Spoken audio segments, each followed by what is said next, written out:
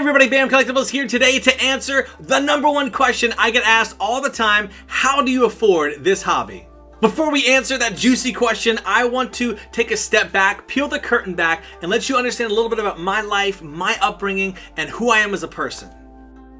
I get accused quite often of coming from a place of wealth or a family that is rich, but it couldn't be more the opposite. I actually grew up in a trailer park and a single parent home.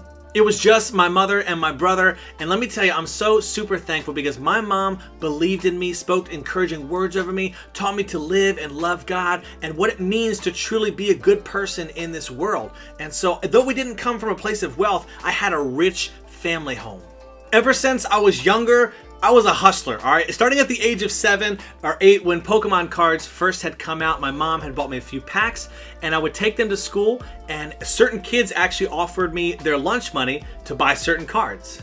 So little Bam is sitting over there thinking to himself, I wonder what I could do if I, sold some and then bought packs and took those cards that I got from there and then sold them and got more packs. And so what happened is, that's what I would do, is I'd take the profits and I would get $4, buy another pack, and then get some singles, sell them off, and I'd get $8 and buy 2 packs, 4 packs, and you can go so on. Jumping over to middle school, I then sold candy and soda. I would go to a wholesale place and end up buying like a candy bar box for $22, had I think 20 different candies in there, sell it, make about $45, take that money, buy more, buy sodas, and continuously, I think it was in my high school year, I made like an extra $5,500 by selling candy and soda at school. Around the age of 18, I dove more into the world of eBay and buying and selling different things. And let's jump into, fast forward a little bit to when I first got engaged to my wife. 2 months before we got married, there was this incredible auction that came up on eBay for a whole collection of somebody's Final Fantasy memorabilia. It cost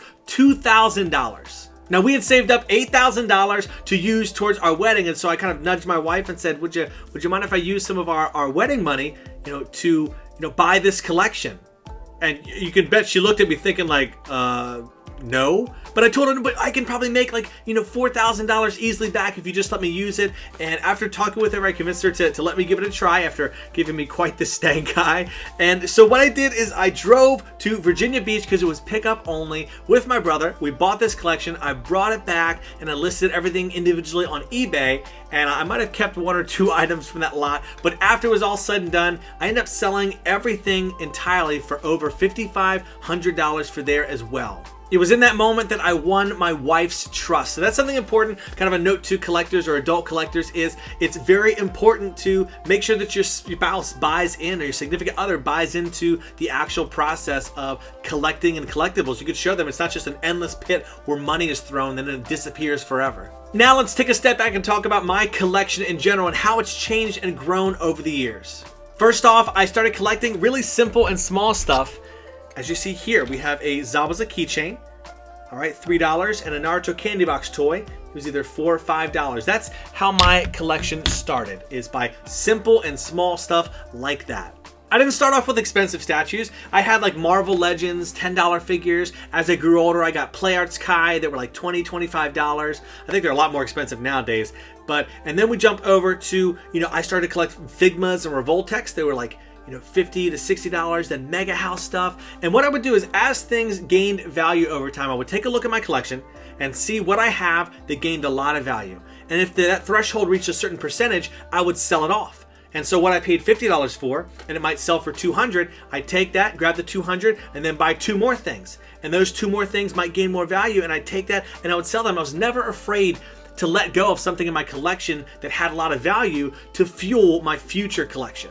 So by no means did I start off with statues that you see behind me, right? This started off very small and it's built up over the course of, like I said, 15 plus years. So now to answer that juicy question, how do you afford the hobby today? Today is a mixture of that journey, all right? So I had a lot of different assets and stuff that I bought over the years that I could buy and sell. I didn't start off, I said, with statues, right? So eventually, as I got into the higher level collectibles and figures, what I would do is I would sell them off, and I remember getting some of my first statues in, and the quality was just unlike anything I'd ever seen before. So then I started to use, different figures that I had, and then I'd buy a statue, and then eventually some of the statues that I got early on were worth a lot of money, and I would do the same thing, except for the monetary gains were a lot more. At that time, early statues, I could get a premium of upwards of like $200 or $300 extra from selling a statue, because there wasn't many options around them. Now let's jump into my YouTube journey. So I looked at YouTube and I saw there was only about 1 or 2 people doing this, and I thought to myself, man, I think I can offer something different up there, and I wanted to throw my hat in the lot to try to make videos on YouTube. The first year and 3 months, I made absolutely nothing from YouTube. And those year and 3 months are the most important part of my journey. It's at that point where I learned the process of YouTube, how to record, film, how to make thumbnails, how to connect with people, how to really gain individuals' trusts, share knowledge. It is one of the most priceless times in my journey as a YouTuber. So let's fast forward to a year and 4 months. I get my first Google check in direct deposit where I get to see how much I made. I open it up and it was $2.63. Now I know nothing to write home about, but that $2.63 was very important to me. You know why? Because it taught me I could make a little bit of money doing something that I love. Now I'm sure that sounds familiar, as the slogan I've used on my channel almost every single video is do what you love and love what you do.